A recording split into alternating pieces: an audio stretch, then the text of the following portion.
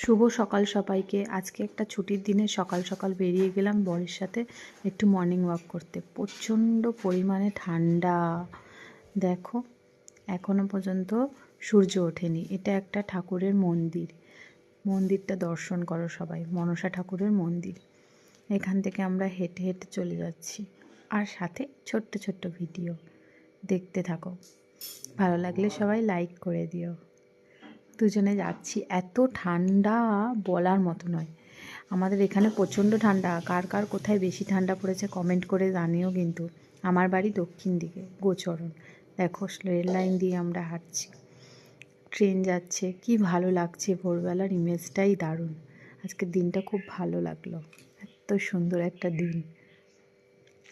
খুব মজা করলাম দুজন মিলে একসাথে, আখের রস খেলাম, ঘুরলাম ফিরলাম।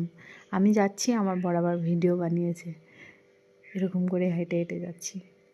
এটা এক বিএসসি মাঠ। মাঠটা কেমন দেখো, ফাঁকা।